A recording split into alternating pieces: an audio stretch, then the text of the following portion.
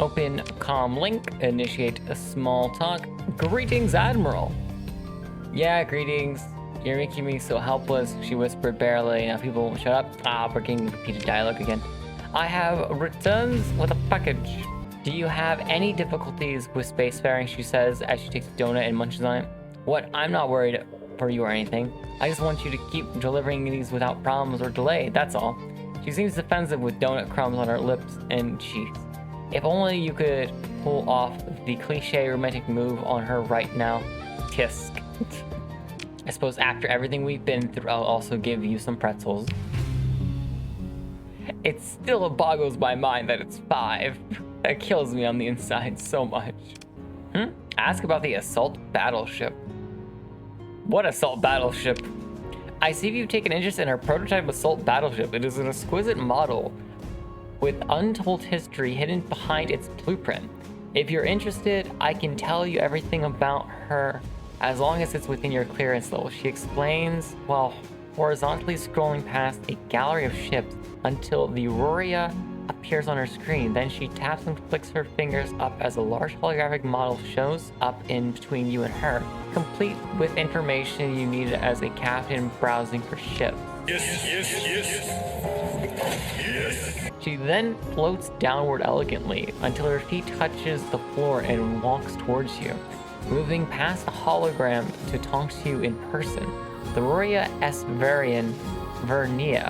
Esvernia is a canceled battleship project that were drafted during the Battle of Aurora. You may have heard about the rival between Raisin and Persephone to compete and eventually select as the Aurorian Federation's mainstay battleship. She is the third one, I dare say, the forgotten rival. Its uniqueness proved to be the downfall of the project as the Navy preferred something more simpler like the Raisin. This unit, however, are well aware of its potential usefulness thanks to the said uniqueness.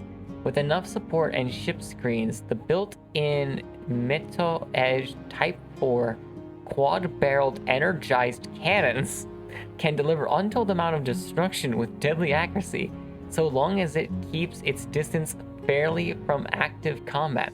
It also fairly models of the ship of its size. You will need at least 1.5 million credits to acquisition this assault ship for your cause. The choice is yours. Will you purchase the experimental warship? I really want it. I want it a lot. Why do I have to have millions? Why, game? Now, we did just get the monthly takeover for it, but I should probably get a job from Nia just so we can actually pay for more things. An outdated battleship version of the Onslaught? You know what, I think we can do it. Oh, hey. We found you. That is a lot of S-mods, not a lot of ships. We should be fine with this. Nice, that was really good. We only lost the 1. I mean, it's annoying that we lost any, but you know, that's really good. I will say I do actually really like the fact that I can speed up and actually catch up to things. Capitals are great, but speed, not what I know them for. Now, there is an Aurorian intel bounty. It's a small catch, but it should be fine. Rumored to be hiding near a rocky metallic world in a nebula. Well, that'll be easy. Oh, we actually have an artificial world on this one. But first we do have to go to the rocky metallics, so... Oh, hello there.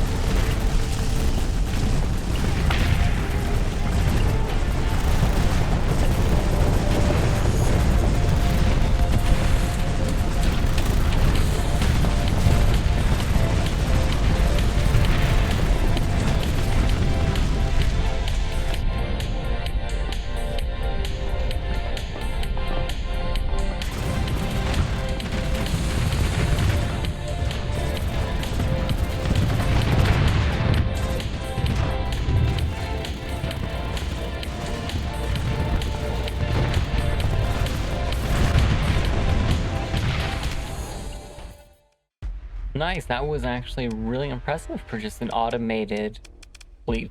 I only commanded them a little bit, but that was actually pretty nice.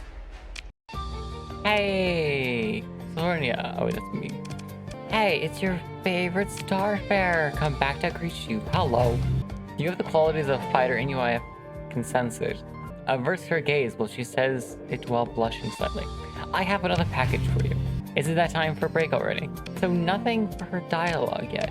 Just donuts. Lots of donuts. Now, as much as I want the Nekoi ship, I do think we should go to Nur and actually go and get this one. Spark a conversation, ask about the strategic battle cruiser, play along. Reason being, I am fairly certain we can get our last, for now, captain, and she technically would want that ship. Spark a conversation, chat. That is a lot of text. But now we do have another capital, even though I've been trying to get rid of all of the capitals. Alright, now if I spark a conversation. Okay, she wants us to meet someone. I love the sound of that.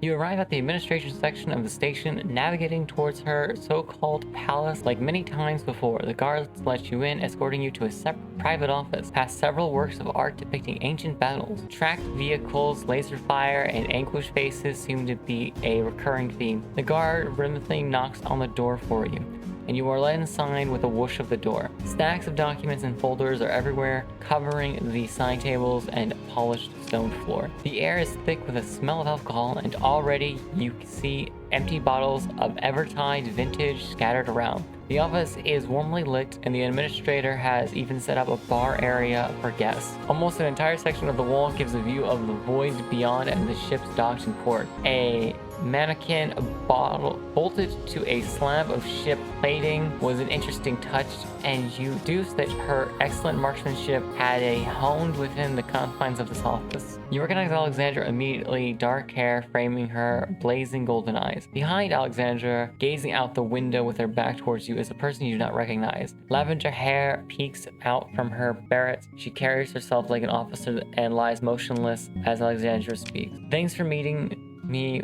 on such short notice. She smiles at you as she finds glasses for the two of you to drink from. She hands you one filled with a clear golden liquid. Akoshian Sunshine. Try it. I'm not a fool to turn down good beer. I'm just saying.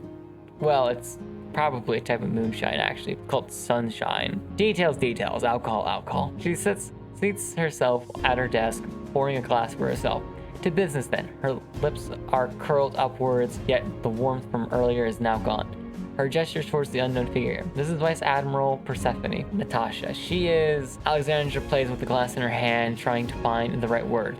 A friend. The word hangs in the air as if waiting for a correction. None arrives. Those are some. I'm staring death into you and you are going to die. That is the epitome of what Krieg says when I am going to put pain into your soul. Like, of all of the UAF women, she actually frightens me. I like her. I would like to offer you the Vice Admiral services. Take her into your fleet, let her watch your back. You can never be too careful on this side of the sector. Alexandra knocks back the drink before pouring another one. No one can hear you scream in the void.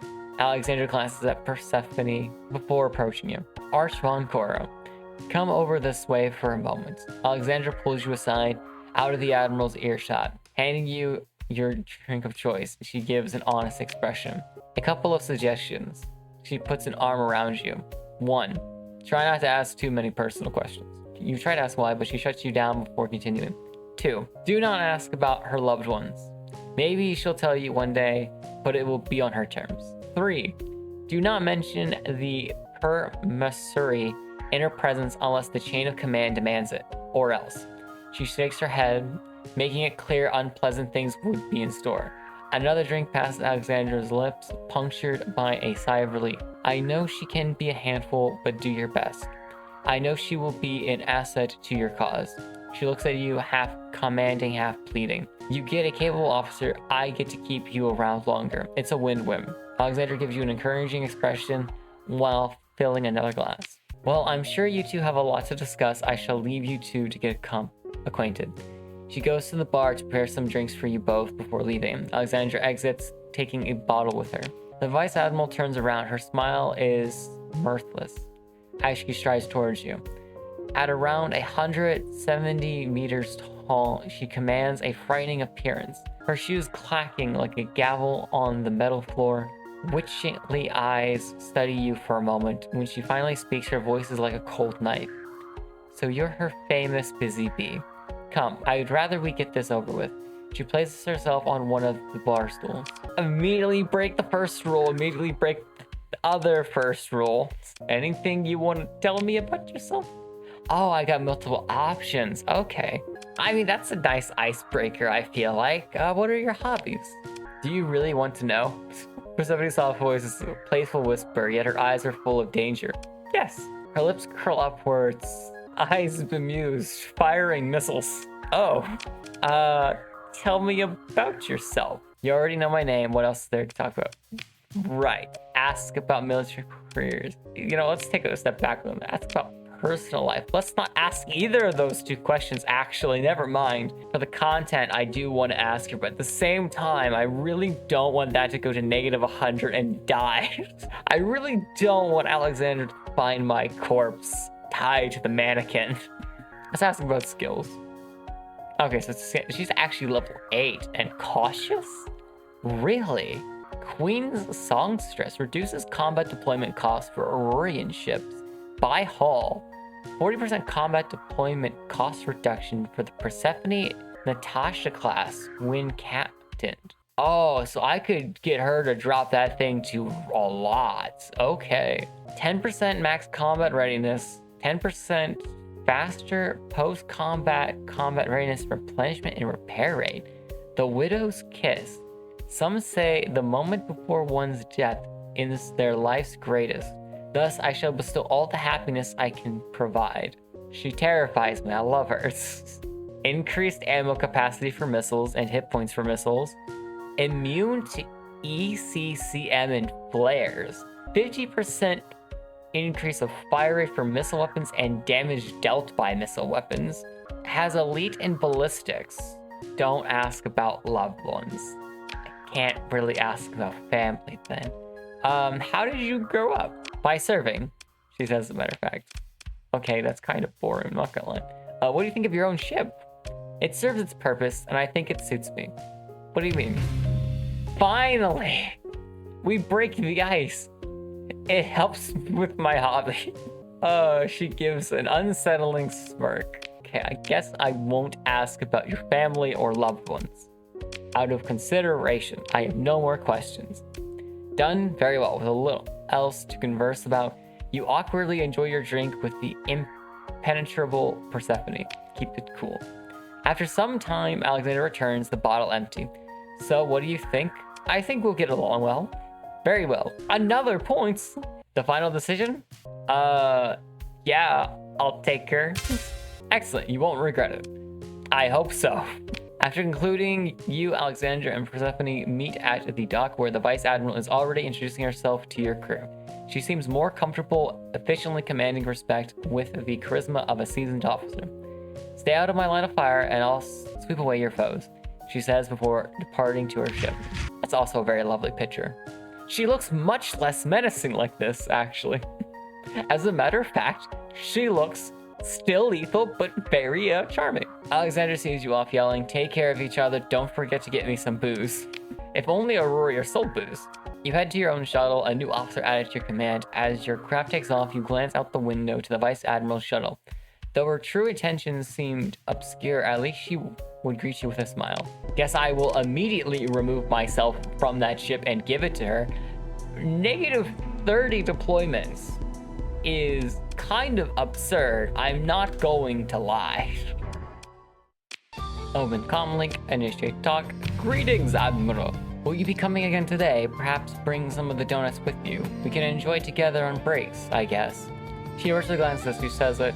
You let out a sigh of relief as she finally acknowledged and appreciated your pastry gifts. All the chaos and boredom you endured while stuck in multiple queues to buy those delicious pastries are worth it now, so you say to yourself. Wait, did she just mention something about letting you visit and board her ship? You wanted to ask her about that, but then you remembered something about her. She is Slovenia, a living representation representative of the ship she commands, and that ship is armed with up to 24 608mm electromagnetic railguns capable of spewing nuclear rounds on demand. You restrain yourself for now and prefer not to anger the warrior princess for now. I have more gifts. You need to stop bribing people with food. No, I'm not going to. Initiate small talk. Ask Silvernia to join your fleet. You must acquire the Silvernia Superclass capital from Queen Aria. So maybe we haven't gotten everyone yet. Gifts. I have given you pastries. Oh goodness, it only went up by 4. Compliment? Oh no, it only went up by 4. That is a problem, and no, I'm not giving you more credits. Alright, now, I didn't want to spoil anything for myself, but I did somewhat have to look at Reddit. Kills me to say, because I would normally never touch Reddit. I needed to know if there was anything I was missing and such. One of the things it mentioned is Crow should have missions for us for mimic bounties. There's just something that seems wrong. I haven't updated to the recent patch, which might fix this, though it also might not. So we will put this on pause and focus on 2 other things I was looking at. One of them being over here in Vermilion Station. Go pay a visit to the bar, and now apparently there should be a cat. I don't see a cat. Well, with that a bust, the next thing we'll be taking a visit to is the Nova Dockyard. And we're actually going to Mayu. Now, apparently, according to what Reddit says, though I am hesitant to trust Reddit, it is on a endorsed thread for it.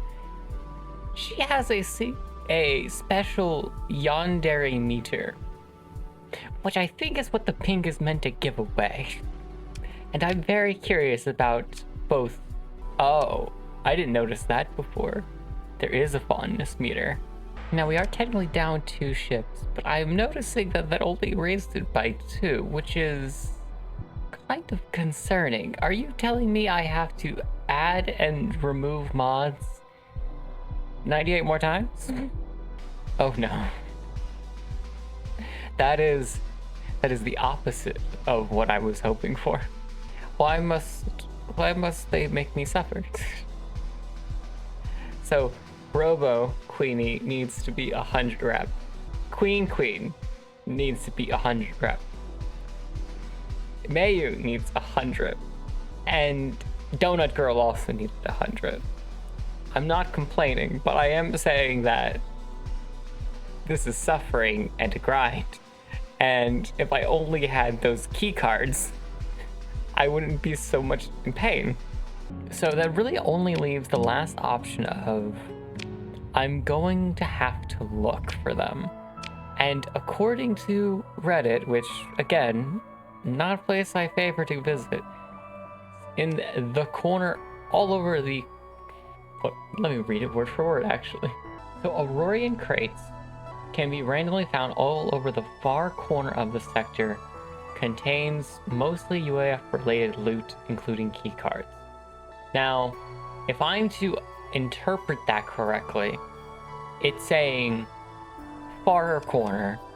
I'm assuming it means this far corner from UAF. So the options are either corner A, B, or C.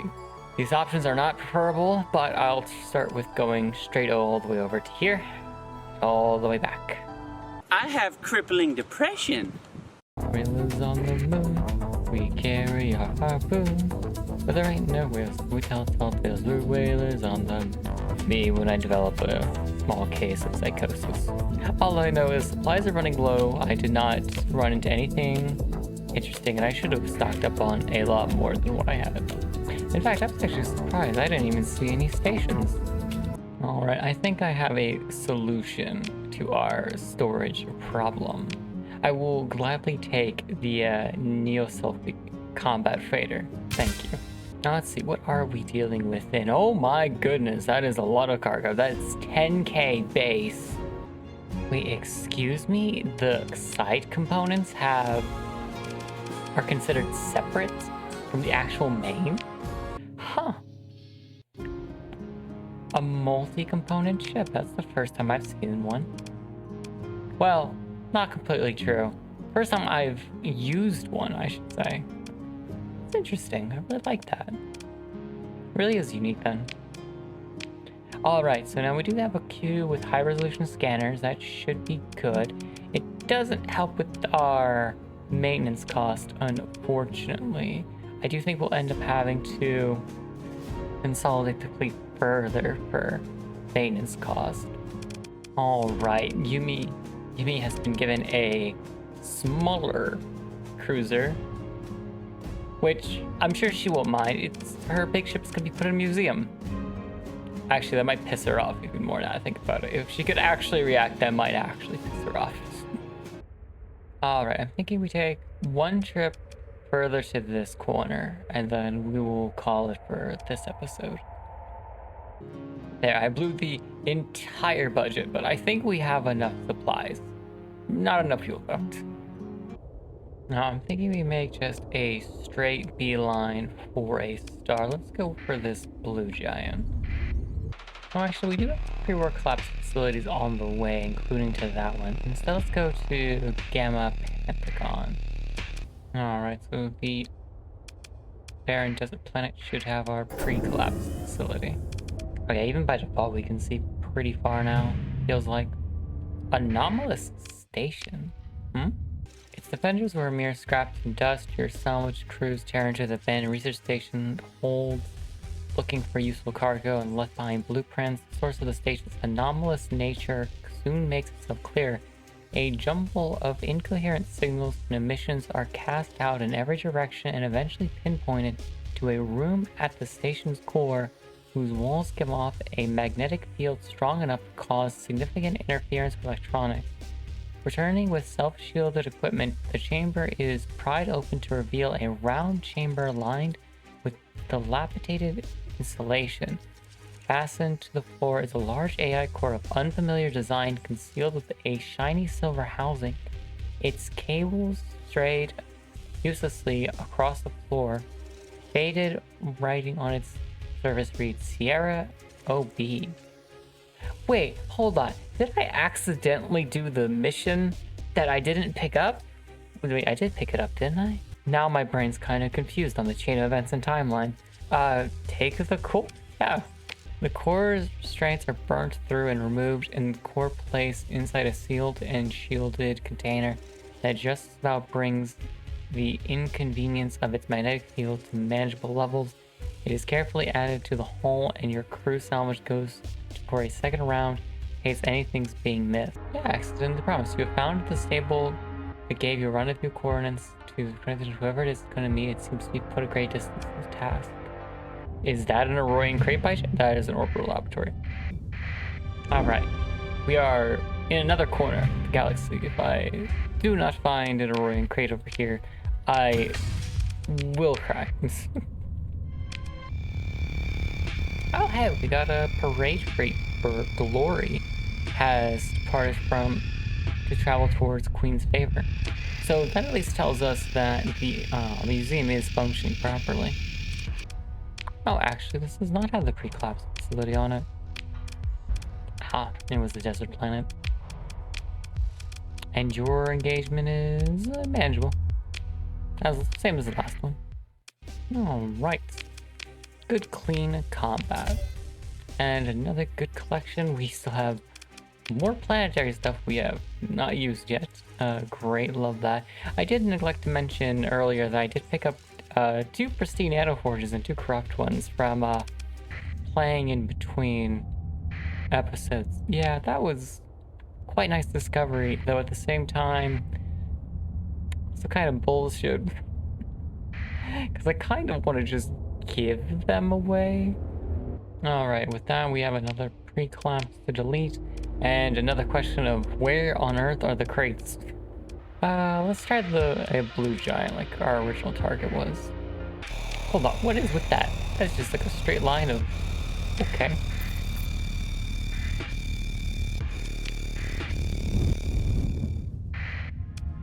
That is a lot of stuff. Anything interesting? Just a class 2 volcanic.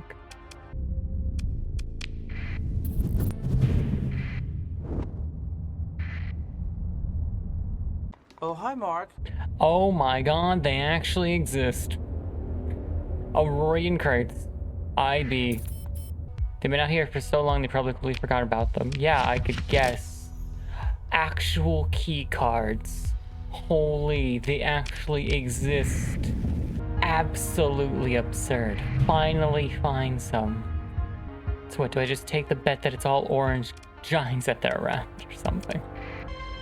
More Terran eccentrics and it's not even the class 5? What a tri-star system to be in. People. Understanding us, we are tales of those who were led astray by the Church of True Galactic Redemption. She clasped her hands together. We wish you to repent and return and beg the Holy Church for forgiveness. What are you doing out here on the fridges? We were followers of, realizing she's falling over her words, she takes a moment to collect herself. We believed a new revelation had been given like that revealed upon Lug. Our false shepherd claimed to hear a choir of angels, and the song told him that a great cleansing would fall upon the sector, a war between angels and demons and the world.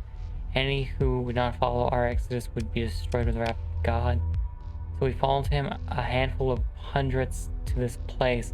Though this world is rich, it is no paradise, and demands of our false prophet became bizarre. Unreasonable impetus, he grew wroth at any questioning, claiming the angels commanded him, and then there was an accident.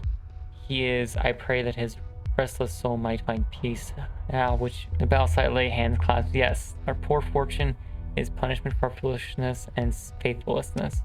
I guess I could transport them. How many do you need transported? It's not every day, I guess, you pick up Ludic Pathers. Or Ludic Faithfuls. They're not all Pathers. Most of the time in my eyes. Recently I was actually watching Star Trek Enterprise, which is one of my favorite of the Star Trek series.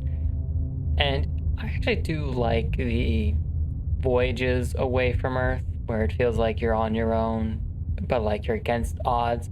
I think Enterprise really did score a good balance to where the survival was, like, surviving against the odds was more felt than it was in Voyager. And it felt like it wasn't just episodic, episode to episode. There was people who came back into the story, and it felt like it was a wider universe than, say, like the confines of the bridge of Next Generation, where it's really just the relationships of the crew and such. Whereas every time you would see an Andorian episode, and the Andorians only get, I think, 8 episodes, maybe 10 out of the 4 seasons. And even then, either way though, Shran has always been a highlight within the series. Your sensors register. Did I find it again? Alright, your fleet approaches Gilead. The face of Gilead smiles at you from clouds of purest silk, Korean seas, and variant continents of gentle rolling wilderness. The church here reigns like a stern gardener, ensuring that population is well controlled and dutiful in honoring the ground upon which Lud once walked. Your fleet transmit identification codes via the transponder, and your cruiser granted a slot in parking orbit. You arrived at a colony controlled by the Church of Galactic Redemption, suitable for offloading the Ludic heretics you rescued from the Fringe. Shuttle the rescued Ludics to Gildan. As promised, you allowed the lost heretics to disembark. Their shuttles are met by a serene curate backed by a pair of frowning Knights of Lud. The curate welcomes the refugees as they bow, hands clasped, or fall to their knees in repentance. Though the church now shows a face of reconciliation, the Knight Inquisitors will surely come later for a full accounting of their sin.